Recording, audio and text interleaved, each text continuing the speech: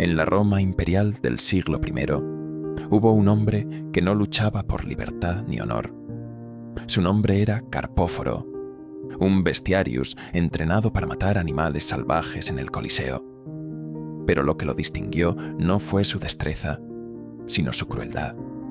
No ejecutaba, torturaba, despellejaba leones vivos, arrancaba los colmillos de sus presas antes de matarlas y asesinó a un oso arrodillado durante un espectáculo imperial.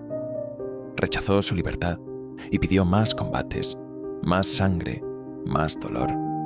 Carpóforo no fue una bestia domada por Roma, fue su reflejo más oscuro. En los sótanos húmedos de una ludus bestiarius, donde el aire olía a excremento, a grasa rancia y a miedo seco, un niño observaba en silencio cómo se abría el vientre de una pantera con un gancho de hierro. No lloraba, no temblaba, solo miraba. Tenía ojos sin niñez, un rostro ya endurecido por la costumbre del dolor. Su nombre no era aún conocido, pero los instructores lo apuntaron con un apodo brutal, la semilla de Marte. Su nombre verdadero, más tarde, sería temido como maldición: Carpóforo. Era apenas un niño cuando fue vendido.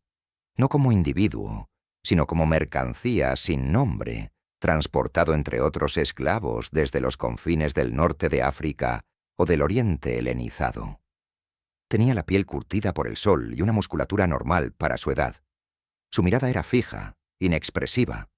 Un traficante escribió en una tablilla de inventario: «Buen producto. No habla. No llora». La ludus lo aceptó con entusiasmo. No se buscaban personas, se buscaban cuerpos útiles. Los primeros años fueron marcados por el dolor cotidiano, no por castigo, sino por estructura. En la ludus bestiarius, el entrenamiento era una forma de deshumanización. Los niños no eran entrenados para pelear como soldados, sino para matar como animales. Comían cuando no estaban sangrando. Dormían en sucio, al lado de huesos. Aprendían a distinguir las costillas de un oso de las de un condenado, a cortar tendones, a oler el miedo de las fieras y reconocer el momento justo para atacar. Vivían rodeados de barro, heridas infectadas, gritos nocturnos y oraciones que nadie respondía. Y Carpóforo no se quejaba. Nunca emitió una sola palabra durante su primera luna completa en la celda común. Pero algo cambió una noche. Un chacal enfermo, encerrado en las jaulas de entrenamiento, logró morder a uno de los niños.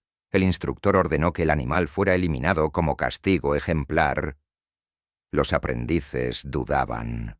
El animal ya estaba medio muerto y nadie quería acercarse. Carpóforo dio un paso al frente, levantó una piedra sin decir palabra y la dejó caer una y otra vez sobre el cráneo del chacal, hasta que el sonido de los huesos partiendo fue reemplazado por el goteo viscoso de la sangre mezclada con la arena. Tenía 11 años. Cuando terminó, se limpió las manos en su propia túnica y volvió a su sitio. No miró al instructor, no esperó aprobación, solo regresó al silencio. Desde aquel día su nombre comenzó a circular entre los muros de la escuela como una anomalía. No era el más fuerte, ni el más ágil, pero tenía algo que ningún otro niño poseía: la ausencia total de límite emocional frente al sufrimiento ajeno. No mostraba angustia, ni pena, ni excitación. Solo una mirada mecánica, casi contemplativa, al presenciar la muerte. Era como si su alma hubiera nacido deformada o vacía.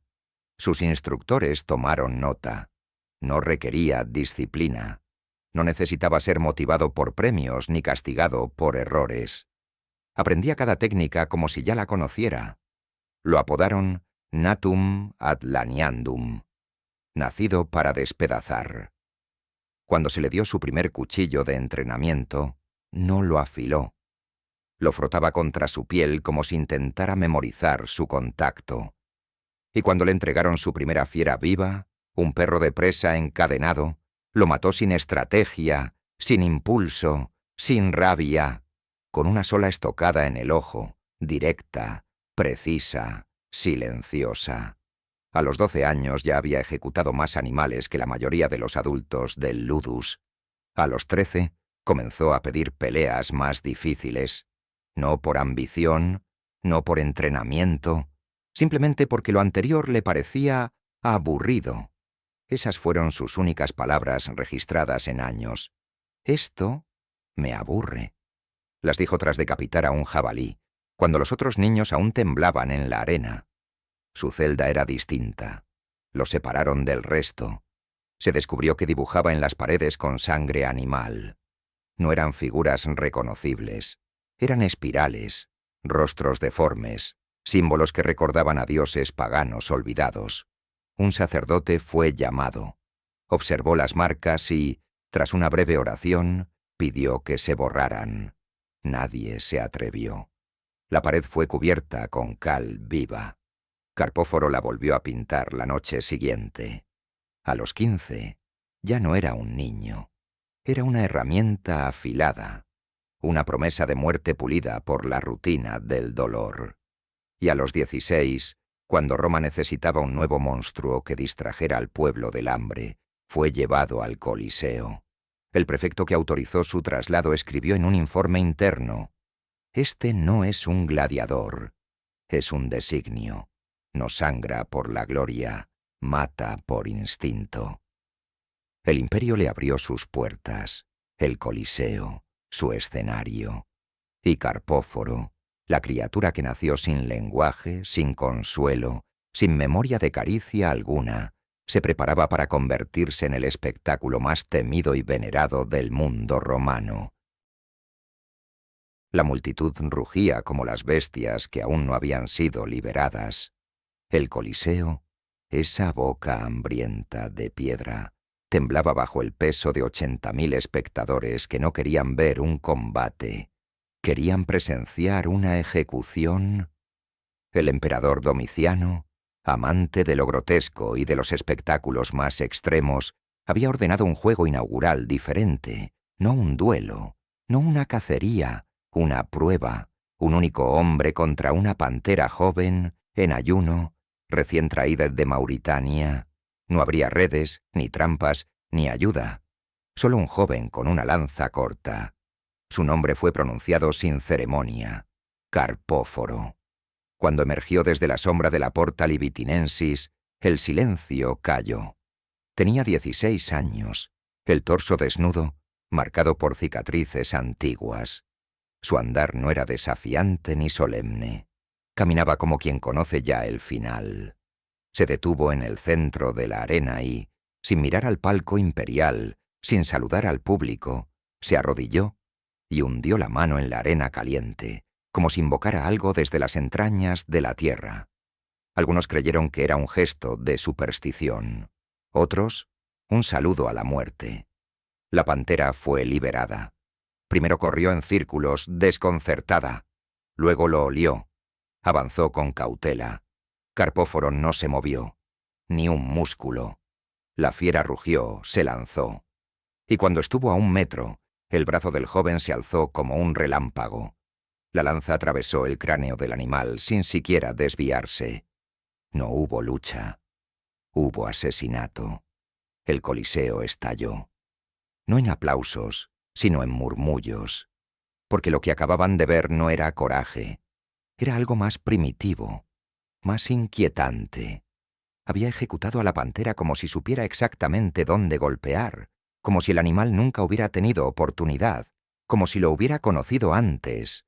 Esa fue su primera función pública, no la última. Durante los meses siguientes, Carpóforo se convirtió en la atracción central de los juegos. Ya no se enfrentaba a un solo animal. Le traían leones, osos, toros furiosos, a veces uno por uno, a veces todos a la vez. Domiciano mandaba traer bestias de los rincones más lejanos del imperio, solo para verlas caer ante un joven que no gritaba, no celebraba, no sangraba, solo mataba.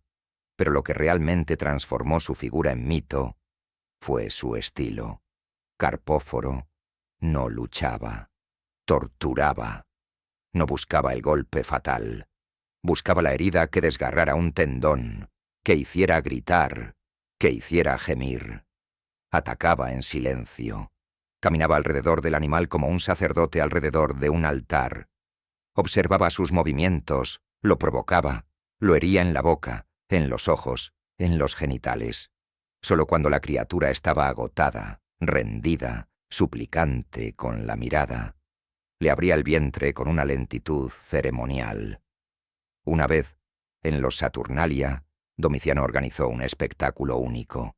20 animales salvajes soltados al mismo tiempo en la arena, entre ellos 3 leones, 2 osos, un rinoceronte encadenado, panteras negras y perros de guerra.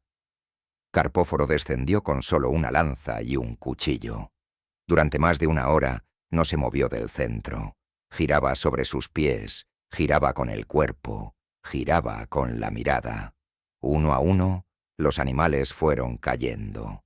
Y no de forma rápida. Fueron despedazados con una precisión cruel. Algunos cronistas describen que la sangre formó un círculo perfecto a su alrededor, como un mandala infernal. Los espectadores no sabían si aplaudir o vomitar. Algunos hicieron ambas cosas. Las mujeres lo deseaban. Los niños lo dibujaban en las paredes. Los senadores lo temían. Se volvió objeto de culto y de miedo. No por su fuerza, sino por su frialdad. Nunca hablaba, nunca celebraba. Cuando una mujer de noble cuna le lanzó una guirnalda desde el palco, él no la tomó. La pisó, no por desprecio, sino porque no reconocía el gesto. No entendía lo que no fuera muerte. Roma lo bautizó con múltiples nombres. El heredero de Hércules, el castigador de las bestias, el ángel del Coliseo. Pero ninguno le era apropiado, porque Hércules vencía para liberar, y Carpóforo mataba para mirar. Su rostro no mostraba goce, ni odio, solo una concentración oscura, como si cada herida infligida fuera un rezo silencioso a un dios del dolor que solo él comprendía. Domiciano, fascinado, le ofreció privilegios impensables, tierras, riqueza, incluso un puesto en su guardia personal. Carpóforo los rechazó todos. Respondió con una frase breve, registrada por un escriba imperial. Todavía hay sangre que verter. Y entonces se supo que no era un hombre. No del todo. Era una creación. No de la naturaleza, ni de los dioses, sino del imperio mismo. Una criatura formada con años de tortura, modelada por la necesidad de espectáculo, alimentada por la indiferencia y el hambre colectiva por la violencia. Un ídolo de carne y hueso que no representaba gloria, sino la cara real de Roma. Sedienta, indiferente y capaz de convertir el dolor en entretenimiento. Carpóforo había nacido en una celda, pero en el Coliseo nació el monstruo. La arena ya no era solo un espacio de combate. Con Carpóforo se volvió un altar. El público lo entendió demasiado tarde. Lo que habían celebrado como fuerza, comenzaron a temerlo como desviación. Porque lo que ocurría en sus espectáculos no era lucha, ni destreza, ni siquiera supervivencia. Era una misa de sangre, donde él oficiaba como sumo sacerdote del sufrimiento. Cada aparición suya en el Coliseo era precedida por un ritual meticuloso. No hablaba con nadie, no comía, no miraba a los ojos. Durante horas frotaba su piel con grasa animal, la de sus víctimas anteriores, cubriendo su torso con una película brillante que olía a muerte reciente. Decían que lo hacía para que los animales no pudieran oler su miedo. Pero nadie recordaba haberle visto miedo alguno. Antes de pisar la arena, encerrado en su celda sellada, Carpóforo pintaba símbolos en las paredes, no simples garabatos, sino figuras repetidas con exactitud obsesiva, espirales invertidas, garras abiertas, ojos sin pupilas. Lo hacía con sangre, a veces de animales, a veces no. El origen de la sangre no siempre podía comprobarse. Los guardias del Ludus preferían no preguntar. Uno de ellos fue hallado colgado, desnudo y sin lengua, al día siguiente de haber interrumpido uno de sus rituales. El caso fue archivado sin explicación. El Ludus respondió trasladando la celda de Carpóforo aún más lejos de las demás. Cada combate comenzaba igual. Carpóforo salía sin armadura, solo con su lanza ceremonial, más parecida a un cetro que a un arma, y un cuchillo curvo. Al llegar al centro del Coliseo, no saludaba al público. En lugar de eso, se inclinaba hacia la arena, recogía un puñado de tierra y la frotaba contra su pecho. Después, alzaba la mirada al cielo y murmuraba algo. Nadie supo nunca qué palabras eran, pero todos, incluso los más escépticos, sentían un escalofrío cuando lo hacía. Era como si no hablara con los dioses, sino con algo más antiguo, más profundo, más primitivo. Su sadismo alcanzó un nuevo umbral en uno de los espectáculos conmemorativos por la victoria del imperio en Dacia. La arena fue cubierta con hojas doradas y se liberaron una docena de animales domesticados, entre ellos un oso entrenado para hacer reverencias. Carpóforo se acercó a él lentamente. El animal, siguiendo su adiestramiento, se arrodilló. El público rió. Fue un instante breve. Carpóforo apoyó su mano sobre la cabeza del animal, en un gesto que parecía ternura, y acto seguido, le clavó su daga por la garganta hasta la base del cráneo, mientras el oso aún se mantenía inclinado. No fue defensa, no fue combate, fue ejecución. La risa del público se congeló. Nadie gritó, nadie aplaudió. Hubo silencio. Carpóforo se giró, con el brazo ensangrentado, y simplemente alzó la mirada al palco del emperador. Domiciano, lejos de reprenderlo, sonrió. Lo entendía. Sabía que ya no era un guerrero. Era un símbolo oscuro, pero suyo. Desde entonces, Carpóforo comenzó a exigir lo que llamaba ofrendas previas. Antes de cada espectáculo, pedía un esclavo o criminal condenado, con la excusa de entrenar. Lo que hacía con ellos no fue registrado. Solo se sabe que los cuerpos eran hallados mutilados, sin ojos, sin lengua, con los dedos rotos hacia atrás. Nadie protestaba. Eran condenados. Roma necesitaba entretención. En la cúspide de su poder, Carpóforo comenzó a diseñar sus propios combates. Elegía qué animales enfrentar, en qué orden, bajo qué condiciones. A veces exigía que lo soltaran junto a la fiera en completa oscuridad. Otras, pedía que el combate comenzara en silencio absoluto, sin música, sin cuernos, sin aplausos. Convertía cada función en una ceremonia, una coreografía entre el terror, el dolor y el aplauso reprimido. Fue entonces cuando el Senado empezó a inquietarse, no por moral, sino por miedo. Algunos comenzaron a hablar en voz baja de su figura como una amenaza al alma misma de Roma. ¿Y si su popularidad se volvía peligrosa? ¿Y si los juegos dejaban de ser una herramienta de control y se convertían en culto a un ente incontrolable? Domiciano, sin embargo, no compartía esa preocupación. Le ofreció una vez más la rudis, la espada de la libertad. Carpóforo la miró y la rechazó. Otra vez. Su respuesta fue breve, escrita en una tablilla. La libertad es un lugar sin sangre. No me interesa. Aquella frase circuló en los muros del Ludus como una profecía. Porque si la libertad no era su meta, entonces ¿cuál era su propósito? ¿Por qué seguía luchando? ¿Qué buscaba en los ojos moribundos de cada criatura que ejecutaba con lentitud quirúrgica? ¿Era un esclavo que no deseaba libertad? ¿O un dios menor que solo se sentía vivo en el acto de matar? Un senador escribió en una carta privada: «Cuando Carpóforo pisa la arena, no veo un gladiador, veo una invocación, un agujero en la realidad por donde algo distinto a nosotros, nos observa». Desde entonces, la pregunta dejó de ser si Carpóforo era humano. Comenzó a ser si alguna vez lo fue. Cuando los aplausos cesaban y el polvo del Coliseo se posaba como una costra sobre los cadáveres de las bestias, Carpóforo desaparecía. No regresaba con los demás gladiadores. No celebraba, no bebía, no se jactaba de sus conquistas.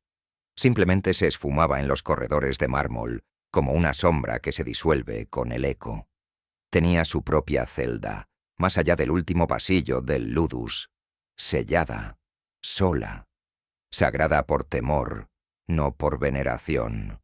Ningún otro luchador se le acercaba, no por envidia ni obediencia, sino por un terror primitivo. Dormía solo, comía solo, entrenaba solo. Y en los muros de su celda, a los que nadie tenía acceso sin permiso directo del prefecto, seguían apareciendo figuras trazadas con sangre, grasa o ceniza, rostros sin ojos, cuerpos abiertos, mandíbulas entrelazadas. Algunos decían que eran retratos de sus víctimas, otros que eran visiones de algo por venir. Nadie se atrevía a preguntar. Los esclavos encargados de limpiar la celda fueron reemplazados varias veces. Algunos abandonaron su puesto sin explicación. Otros, según rumores, fueron hallados con heridas extrañas, marcas circulares en la espalda, dientes rotos, mordidas humanas. Ninguna queja fue elevada oficialmente. El ludus aprendió a dejarlo estar, a permitirle vivir en un santuario de locura, donde nadie debía entrar y de donde solo salía para matar. En su vida privada no existía ternura. No existen registros de amantes, amigos, confidentes, pero sí de cuerpos marcados. Algunos esclavos sexuales, hombres y mujeres, fueron designados por orden imperial para complacer a Carpóforo, como recompensa tras sus combates. Ninguno repitió la visita. 2 fueron encontrados inconscientes en la puerta de su celda, con cortes rituales en la espalda y mordeduras en los hombros. Otros simplemente desaparecieron. Los rumores hablaban de violencia no por deseo, sino por necesidad, de actos que no buscaban placer, sino dominio absoluto. Como si incluso fuera del combate, Carpóforo solo supiera destruir. No era una criatura lasciva, no era un hedonista, era más bien una entidad sin deseo emocional. Lo que buscaba no era cuerpo ni alma, era sumisión total, silencio absoluto. O quizás lo que buscaba era algo que ni siquiera él comprendía, algo que la sangre le prometía, pero nunca entregaba. Los registros del ludus muestran que a partir de cierto punto se le asignó un esclavo mudo como único asistente, no por comodidad, sino para evitar palabras.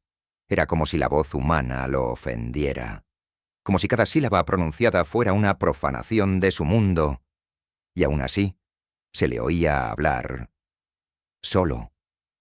A la noche, los guardias reportaban susurros desde el interior de su celda, lenguas extrañas, repeticiones, gemidos que no eran de dolor físico sino de evocación ritual. Algunos creyeron que rezaba, otros que invocaba. Un centurión retirado tras vigilarlo durante varias noches escribió: «Ese no es un hombre que vive solo, ese es un hombre habitado». Incluso los animales comenzaron a rechazarlo. En los establos las fieras, normalmente agresivas, se acurrucaban en las esquinas cuando él pasaba.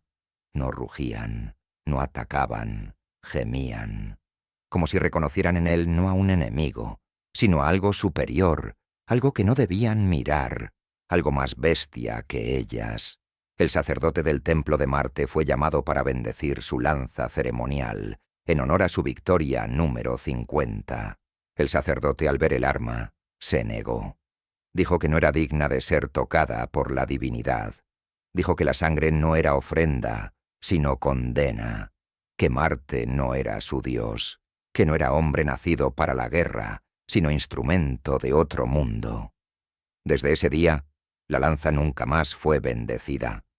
Fue considerada un objeto impuro, y sin embargo, Carpóforo la trataba con más respeto que a cualquier ser vivo. La limpiaba con ritual, la envolvía en telas negras, la afilaba con un cuchillo de hueso, no con piedra. Algunos decían que hablaba con ella, otros que escuchaba lo que ella decía. Aislado, temido, intocable, así pasaban sus días, mientras otros gladiadores soñaban con la rudis, la libertad, una taberna propia, una mujer. Carpóforo no soñaba. No dormía más que lo justo. Vivía para el siguiente combate, y cuando no mataba, simplemente esperaba, como una fiera enjaulada, pero no impaciente, sino paciente, como si supiera que su tiempo aún no había llegado, como si cada instante de silencio lo acercara más a aquello para lo que había sido creado. Y entonces surgieron los susurros, que estaba poseído, que ya no era hombre, que se comunicaba con dioses antiguos, que su alma había sido ofrecida en un ritual no registrado, que en su celda había un altar hecho de huesos. Nada fue confirmado, pero la celda fue sellada tras su desaparición, con plomo fundido, sin explicación pública, sin ceremonia, porque incluso Roma, acostumbrada al horror, comprendió que había límites que no debían cruzarse, y Carpóforo, en su soledad, los había cruzado todos. Roma lo había visto todo. Sangre, espadas, bestias traídas desde los rincones más lejanos del imperio. Luchas entre hombres y tigres, entre gladiadores y cocodrilos, ejecuciones teatrales, combates falsificados, ejecuciones masivas. Pero nunca había presenciado lo que se anunció aquel día. En las paredes del foro, en pergaminos escritos con tinta roja, se leía una frase simple, sin adornos. Carpóforo enfrentará a la criatura traída de Nubia. Un solo hombre, una sola bestia, un solo final. No se mencionaban los detalles, no había nombre para el enemigo, ni horario exacto, solo una fecha y el símbolo de la lanza ceremonial que todos reconocían. El día llegó con una Roma desbordada. Las gradas del Coliseo no eran suficientes, se llenaron antes del amanecer. Muchos acamparon en las calles, senadores, soldados, prostitutas, comerciantes, esclavos.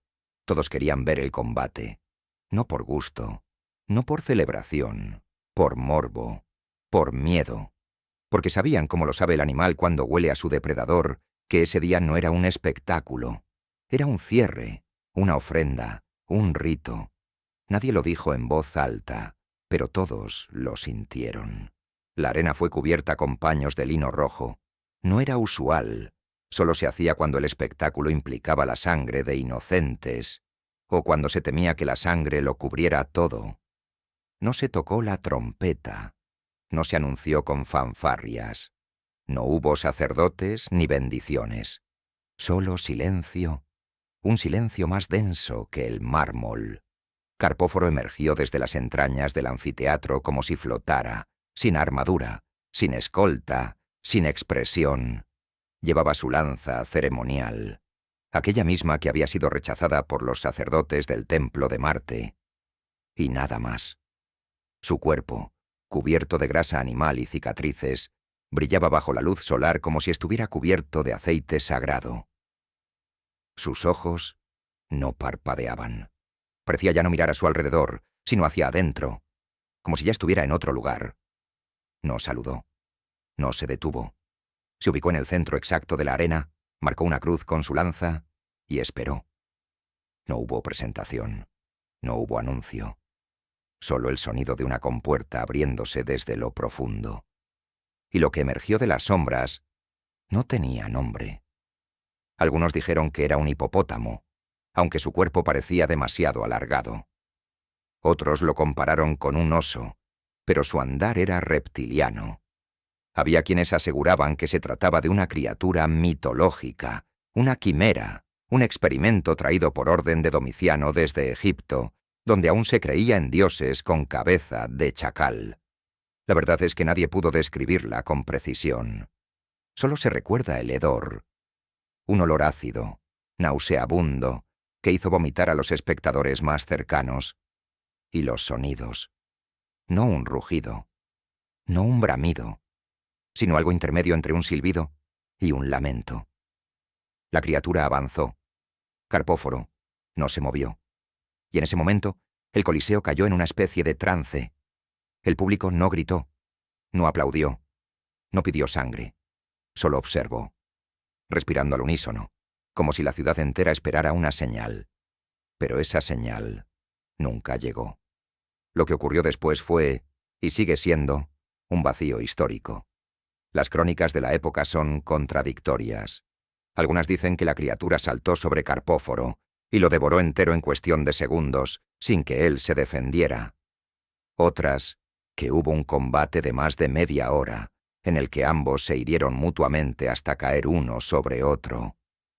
Hay testimonios que afirman que la criatura simplemente se desplomó a metros de Carpóforo, y que éste caminó hacia su cuerpo, se arrodilló y se desvaneció.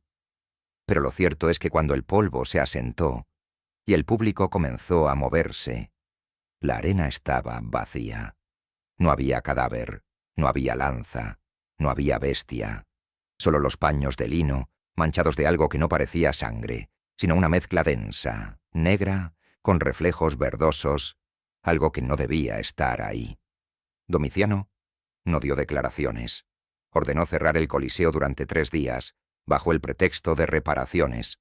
La celda de Carpóforo fue sellada con plomo fundido, sin explicaciones.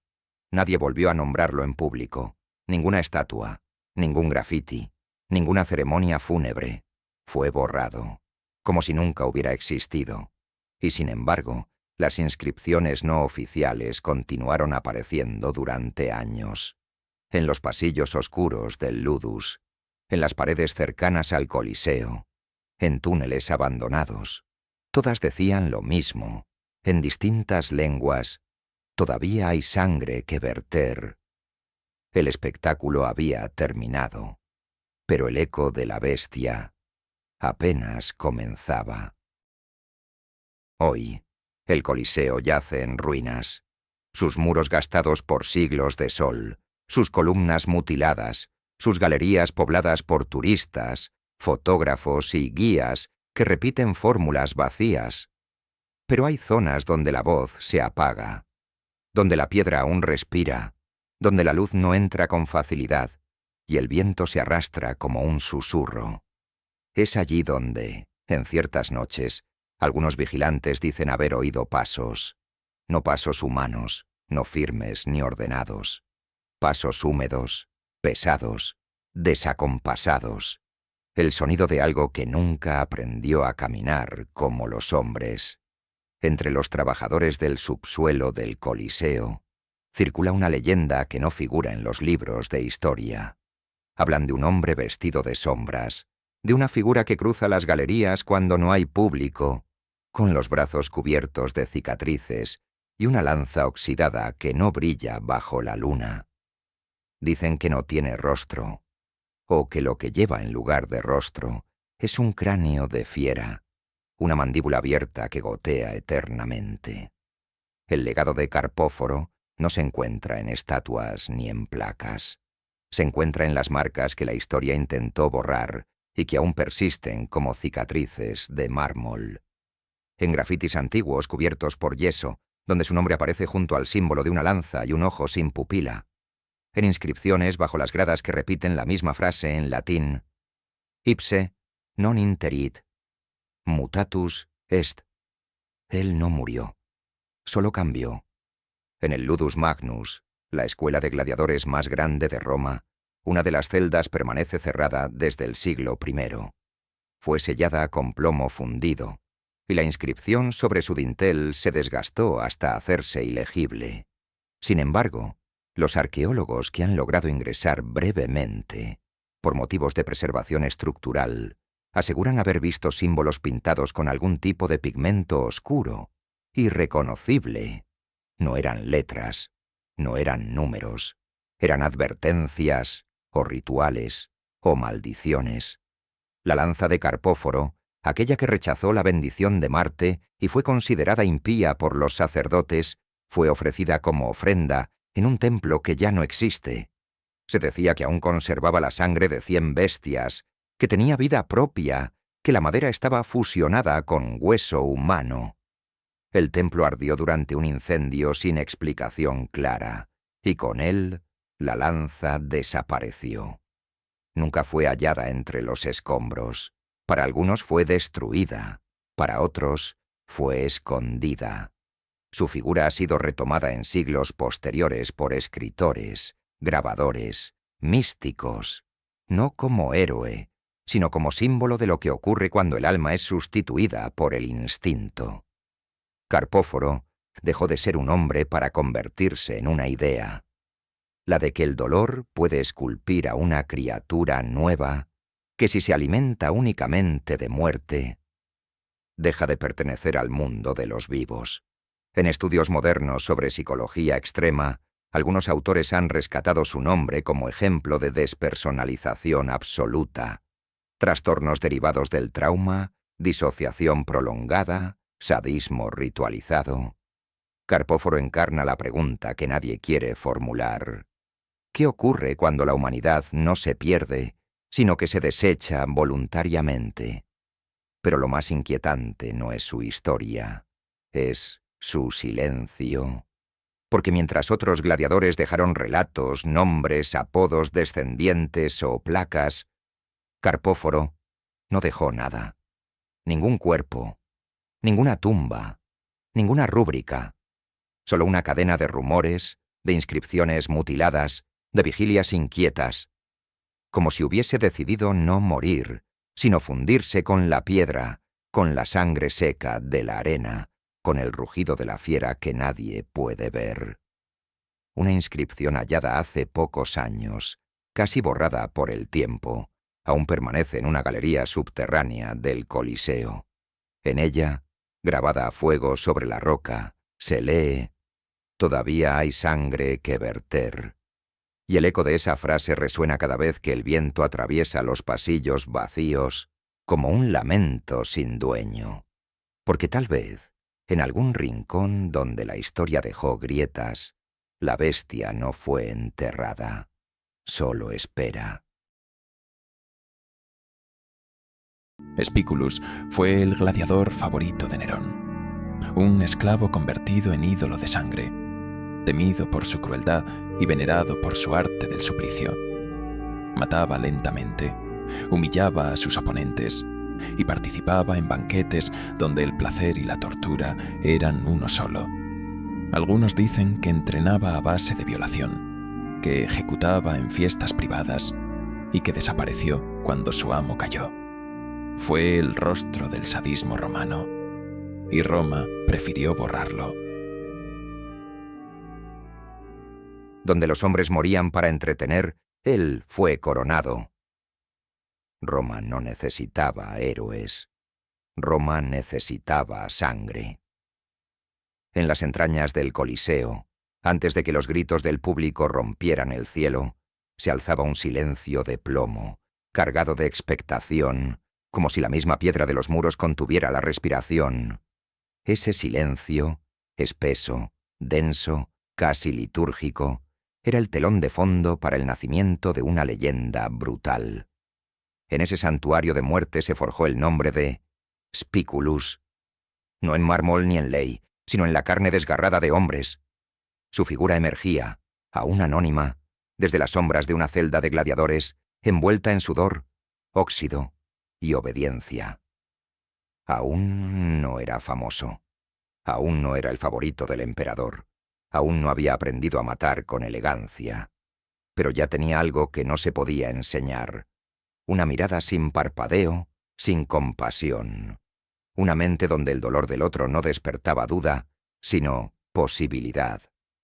El Coliseo no fue su campo de batalla, fue su altar. Y cuando cruzó por primera vez la arena, algo cambió. El público no vio a un esclavo, vio a alguien dispuesto a convertir el suplicio en arte. Y eso, para Roma, era suficiente. No todos los esclavos nacen para morir, algunos nacen para matar. Los orígenes de Spículus se pierden en el anonimato común de los vencidos. Fuera un prisionero tomado en alguna campaña africana, un esclavo condenado por rebelión, o un hijo indeseado vendido al mercado de cuerpos útiles, su historia comenzó como la de miles: una marca en el cuello, un nombre asignado por el amo y una entrada al Ludus, la fábrica de verdugos de Roma. Allí, la pedagogía del acero reemplazaba cualquier otra forma de educación. El día comenzaba con heridas y terminaba con cicatrices. Se enseñaba a caer sin romperse, a gritar en silencio, a matar como se respira, por necesidad. La disciplina no era moral, era anatómica. Quien no obedecía, sangraba. Quien sangraba demasiado era descartado. Spículus destacó pronto no solo por su resistencia, sino por una forma particular de comportarse en combate. Mientras otros peleaban para sobrevivir, él peleaba para observar. Medía el miedo del otro, disfrutaba del temblor previo al colapso, retrasaba el golpe final. Cuando entrenaba, no ganaba por fuerza, sino por el dominio absoluto del ritmo. Sabía cuándo dejar vivir, para luego arrebatar. El lanista, el maestro del Ludus, lo identificó como una inversión. A Spículus no lo formaron solo para sobrevivir, lo formaron para fascinar. En los archivos no queda constancia directa de su origen, pero sí del ritmo con el que creció su fama. Veloz, imparable, como una enfermedad deseada. Cada combate era una ceremonia, cada victoria una obra estética. Se decía que no dejaba cicatrices, dejaba símbolos. El pueblo, hambriento de brutalidad, encontró en él algo más que entretenimiento, encontró refinamiento en la mutilación, y Roma, tan acostumbrada a la crueldad, aún era capaz de sorprenderse. Cuando Spículus estaba en la arena, Roma aclamaba su nombre, no por lo que hacía, sino por cómo lo hacía. Su primer combate oficial fue registrado con una anotación marginal en un papiro de espectáculos. El africano quebró el espinazo del tracio con técnica digna de un escultor. Luego le abrió el cuello, sin romper el silencio. No gritaba, no celebraba, no buscaba la clemencia del público ni saludaba como otros gladiadores. Su lenguaje era el de los gestos precisos, la postura milimétrica, la lentitud que aterraba más que un golpe súbito. Hacía del sufrimiento un preludio, del desmembramiento una partitura.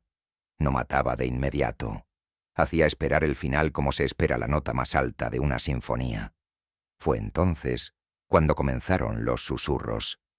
Que no era humano, que no soñaba, que dormía con una espada junto al lecho, que una vez besó a un hombre moribundo solo para ver el rostro del miedo de cerca. Nada se comprobó, nada se desmintió. En Roma los mitos eran tan verdaderos como las heridas. La plebe lo amaba porque era bestia. La nobleza lo codiciaba porque era espectáculo. Y el poder comenzaba a mirarlo con deseo. En un imperio donde los dioses se habían humanizado y los humanos eran sacrificables, Spículus era un nuevo tipo de entidad, el esclavo que gobernaba desde la arena, un verdugo vestido de celebridad, una anomalía a la que se le perdonaba todo, porque mataba como nadie, y Roma, decadente, insaciable, aplaudía, no su fuerza, no su técnica, aplaudía su frialdad, aplaudía que, en una era podrida por el exceso, aún era posible sentir algo, aunque fuera terror. La sangre no lo salpicaba, lo consagraba. No nació para escapar del dolor, sino para multiplicarlo. Y fue así como Roma, sin saberlo, comenzó a forjar a su ídolo más oscuro. ¿Qué vio el emperador Nerón en un esclavo asesino? Roma vivía su propia orgía de excesos. El oro fluía por los templos, los perfumes disfrazaban el hedor de las cloacas, y los aplausos en los teatros eran tan fingidos como las lágrimas en las ejecuciones públicas. El emperador Nerón, último de la dinastía Julio-Claudia, gobernaba no con firmeza, sino con deseo. Para él, ser César no era un deber, era un escenario. Y como todo artista narcisista, necesitaba a su musa. Spiculus, en su ascenso desde la arena, atrajo la mirada del emperador como el fuego atrae al adicto al dolor.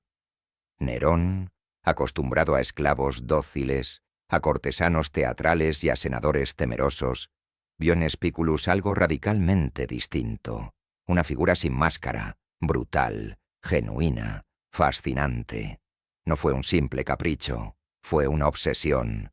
No le ofreció libertad, le ofreció algo más peligroso, poder disfrazado de privilegio. Las crónicas de Suetonio y Dion Casio mencionan con cautela la fascinación que el emperador sentía por el gladiador. Spiculus fue colmado con honores impensables para un esclavo. Recibió villas en el campo, una propiedad junto a la Vía Apia y decenas de esclavos personales. Algunos senadores murmuraban, no sin temor, que el gladiador era más rico que muchos miembros del Senado. Pero Nerón no se limitaba a premiarlo.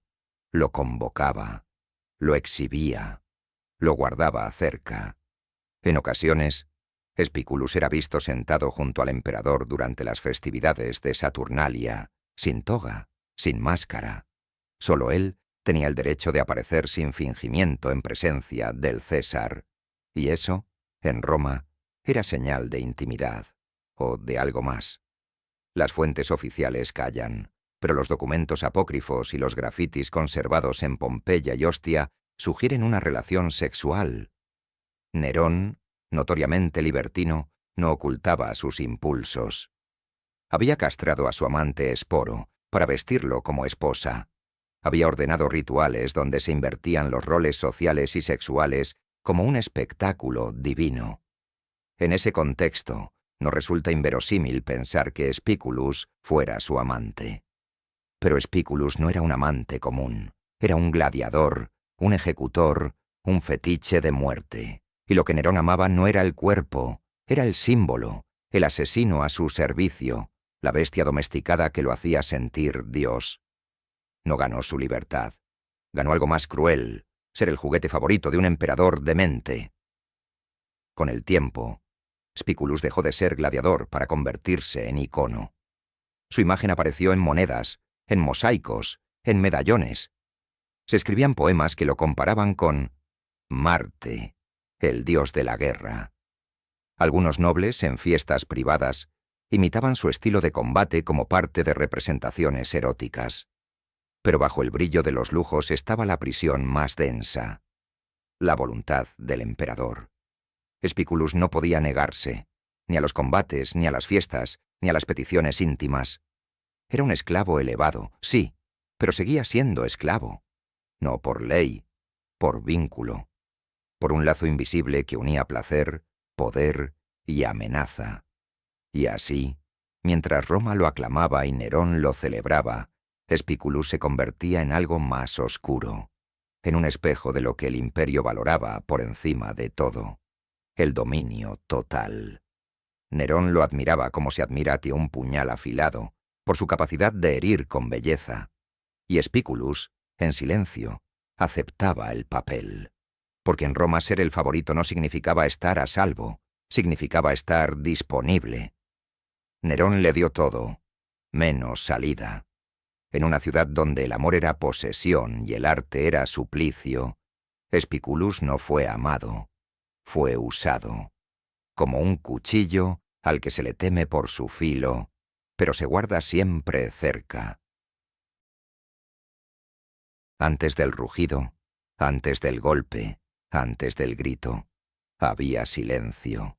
Un silencio tan absoluto que incluso las aves parecían evitar sobrevolar el Coliseo cuando Spiculus aparecía. No se trataba de miedo, sino de una forma de respeto enfermizo. Los asistentes sabían que estaban por presenciar algo más que un combate. Estaban ante una ceremonia de dolor estético.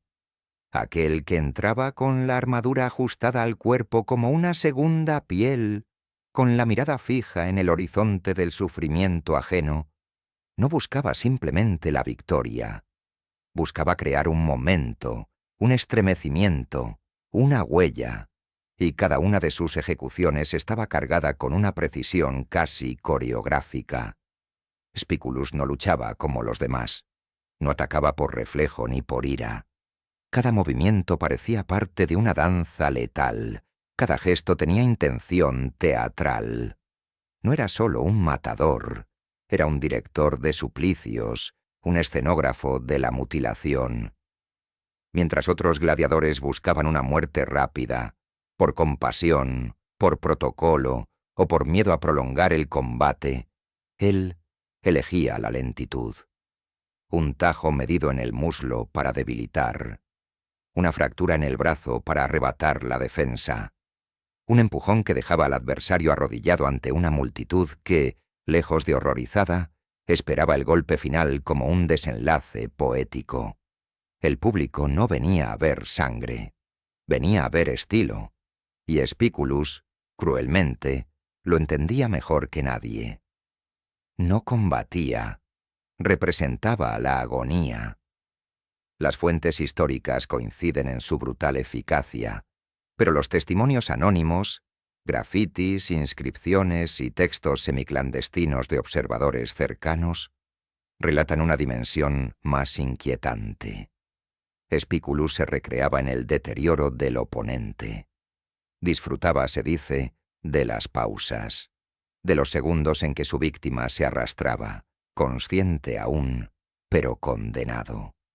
Uno de sus métodos favoritos era romper primero las piernas del adversario, dejarlo sin movimiento, luego acercarse sin prisa, rodearlo como una bestia curiosa y finalmente alzar el brazo para invocar el veredicto del público.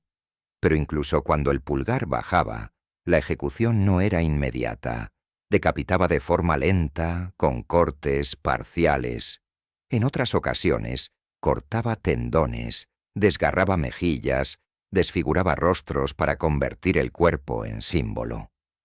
En los archivos del Ludus Magnus, la gran escuela de gladiadores, se registran combates suyos marcados por una duración atípica. Mientras un enfrentamiento común podía durar entre 3 y 7 minutos, los suyos se extendían el doble o más. Era conocido por ensayar movimientos antes de cada espectáculo, por exigir ciertos tipos de rivales, jóvenes, ágiles, provocadores, y por rechazar combates que no le ofrecieran una escena digna de su firma. Una vez, en una lucha contra un prisionero tracio que se negó a arrodillarse, Spiculus lo desarmó sin matarlo y lo forzó a pelear con las manos desnudas durante casi media hora, hiriéndolo por partes. El clímax, según una crónica fragmentaria atribuida a un esclavo espectador, fue un degüello progresivo, en el que el hombre no murió con el primer tajo, sino con el tercero, ya sin voz para suplicar. Se han hallado frescos donde se representa a Spiculus con los brazos en alto, rodeado de cuerpos caídos, mientras la multitud levanta copas de vino. No hay en esas imágenes una mirada de compasión, ni en él ni en el público. Lo que se celebra no es la muerte, sino su escenificación. Roma, en ese momento de su historia, había olvidado el límite entre el ritual y el crimen. Spiculus era la línea. No era un gladiador, era el sacerdote de un culto al dolor. La mayor tragedia no es que matara, es que lo hacía con estilo, y por eso fue adorado, convertido en mito. Algunas crónicas afirman que durante los meses en los que no luchaba, se organizaban réplicas teatrales de sus combates más famosos, con jóvenes gladiadores interpretando sus gestos. En un mosaico encontrado en la Domus Aurea, se le representa rodeado de fuego y con un león rendido a sus pies. La imagen no es la de un guerrero, es la de una deidad. Pero las deidades romanas eran exigentes. Spiculus, al parecer, pedía a sus entrenadores sangre fresca. Se dice que rechazaba combatir si no le garantizaban que su rival sería digno, provocador, quebrantable. y cuando se presentaban gladiadores veteranos que sabían cómo morir rápido, él los desfiguraba igualmente como castigo a su falta de teatralidad. Era un perfeccionista del dolor. El Coliseo, en sus días, no era solo una arena. Era un templo donde se sacrificaban cuerpos a cambio de olvido, vino y espectáculo. Y Spículus, vestido con sus grebas doradas, cubierto de cicatrices limpias, erguido como un centurión de la sombra, era su sumo sacerdote. Cada muerte era un rito, cada grito un aplauso contenido. El pueblo no pedía pan y circo, pedía belleza con sangre. No todos los gritos en Roma provenían del Coliseo. Algunos nacían en salones cubiertos de mármol y vino. Cuando caía la noche en la capital del imperio, y las sombras se extendían desde las columnas del foro hasta los jardines colgantes del Palatino, Roma se transformaba. Lo que a la luz del día era orden, ley y civilización, en la penumbra se convertía en espectáculo sin freno. Los banquetes imperiales, celebrados en honor de dioses fingidos y pasiones verdaderas, eran el escenario oculto donde lo más podrido del alma romana se daba cita. Y en ese teatro privado de excesos, uno de los actores principales era Spículus. Convertido ya en ídolo público, el gladiador era también pieza central de los placeres íntimos de Nerón. En los banquetes organizados por el emperador, más liturgias de degeneración que celebraciones, la presencia de Spículus no era sólo deseada, era necesaria. Se le vestía con pieles de fiera, a veces desnudo salvo por sus armas, y se le hacía entrar al centro del salón como símbolo viviente del dominio sobre la violencia. El verdugo domado, el asesino aplaudido, el esclavo convertido en arte. Pero lo que ocurría dentro de esos muros no era una obra de teatro, era un sacrificio. Los banquetes eran misas negras, y Spículus, su ejecutor. Las fuentes antiguas, especialmente las atribuidas a Suetonio y ciertos fragmentos oscuros de Dion Casio, describen los banquetes de Nerón como una mezcla de orgía, teatro ritual y ejecución ceremonial. El vino corría sin límite. Las carnes eran servidas aún sangrantes. La música se mezclaba con gemidos. Y en el centro de todo, figuras humanas eran exhibidas, humilladas, manipuladas como parte del entretenimiento. Muchos de ellos eran esclavos. Otros, gladiadores jóvenes, seleccionados por su belleza, por su miedo, por su capacidad de gritar con estilo. Spículus no era un invitado más. Era la herramienta del ritual. Se decía que él iniciaba la escena. En muchas de estas veladas se representaban mitos clásicos que concluían con muertes simuladas. Solo que, en manos de Nerón y de su verdugo favorito, la simulación era prescindible. Una noche, según relata un escriba anónimo que logró huir, se representó el mito de Marsias, el sátiro desollado por desafiar a Apolo. La víctima fue un joven tracio, atado a una columna de mármol, cuya piel fue desgarrada lentamente por Spículus con cuchillas calientes, mientras los asistentes brindaban por el arte trágico. Otras veces, los rituales eran aún más crudos. Se introducían niños o adolescentes al banquete con túnicas translúcidas, se les obligaba a cantar, a bailar, a servir, y al final se les desnudaba bajo el pretexto de una escena mitológica, se les violaba o ejecutaba públicamente como parte del acto final. Spículus, con una serenidad que hiela los testimonios, a veces realizaba las ejecuciones en silencio. Otras, recitaba versos, como si aquello fuera parte de una tragedia griega. Los rumores más oscuros narran prácticas aún más degradantes. Cuerpos que eran preparados para ser comidos, sangre que se bebía en copas de oro, y hasta ceremonias donde el sexo, el fuego y la cuchilla eran parte de un mismo acto. En todas ellas, Spículus cumplía su rol con precisión quirúrgica. no era improvisación, era obediencia ceremonial. Cada muerte, una plegaria, cada herida, un aplauso. Spiculus no era el verdugo, era el ritual. Con el tiempo, los banquetes se hicieron más cruentos, más selectivos. Solo los más leales a Nerón eran invitados. Algunos se negaban a asistir, otros desaparecían tras una sola noche. Nadie hablaba de lo que ocurría, pero todos lo sabían. Era el secreto visible de una ciudad enferma, y en ese silencio cómplice, Spiculus se convirtió en leyenda maldita. En grafitis hallados en los suburbios de Pompeya se lee: Spiculus no luchaba con bestias, las criaba. Esa frase, repetida como una condena, señala que el gladiador no solo mataba, sino que formaba parte de la maquinaria que deshumanizaba, que él mismo enseñaba a otros cómo obedecer, cómo sufrir, cómo entregar el cuerpo al espectáculo del amo. La educación en la ludus no se limitaba a la espada. Hay informes de esclavos que aseguran que Spiculus entrenaba a los nuevos gladiadores en sumisión, forzándolos a prácticas sexuales, haciéndolos dormir encadenados, usándolos como asistentes personales, animales de compañía y carne de banquete. Para él, enseñar a matar era también enseñar a obedecer. No bastaba con controlar el miedo del enemigo, había que dominar el alma del aliado. En esos rituales nocturnos, Spiculus no era un hombre, era un símbolo, un canal por donde Roma expulsaba sus sombras, y sin embargo, nadie lo tocaba.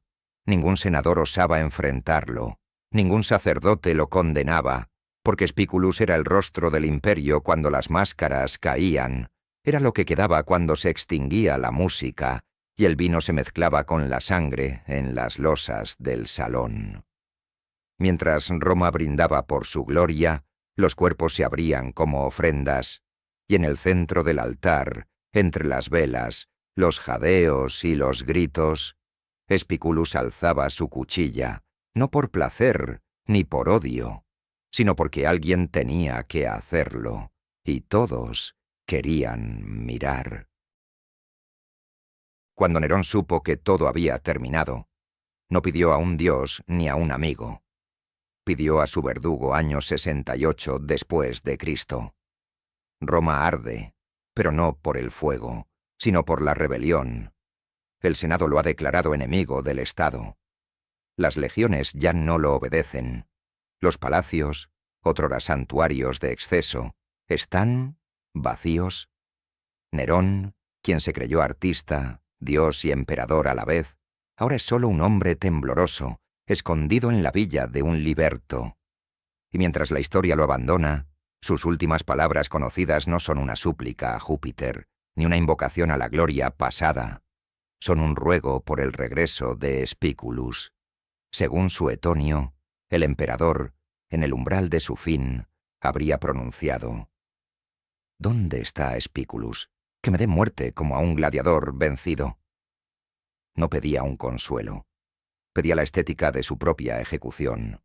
Una salida que, para él, aún podía ser grandiosa si era sangrienta. En esa petición desesperada hay más que miedo. Hay nostalgia. Porque Spiculus representaba todo lo que Nerón fue: fuerza, espectáculo y poder sin límites. Pero Spiculus no apareció. El verdugo no mató al emperador, tal vez porque ya no había imperio que justificar el crimen. Nadie sabe qué fue de Spiculus en las semanas previas al suicidio de Nerón. Los registros se oscurecen. Algunos afirman que huyó. Otros, que fue asesinado en secreto por enemigos del emperador. Hay quienes insisten en que fue encarcelado y ejecutado por saberse demasiado próximo al régimen caído. Y hay quienes creen que simplemente se escondió, sabiendo que los días del espectáculo habían terminado. Que Roma no tenía ya público, solo cenizas. Lo cierto es que no acudió. Y Nerón, privado del único acto final que habría aceptado, se quitó la vida con ayuda de un liberto. No murió con dignidad. no murió con gloria. Murió con el temblor de quien teme al vacío. El hombre que había decorado sus cenas con suplicios humanos, que había hecho del Coliseo una iglesia de sangre, murió sin ceremonia, y con él comenzó la caída definitiva del culto a la muerte como arte imperial.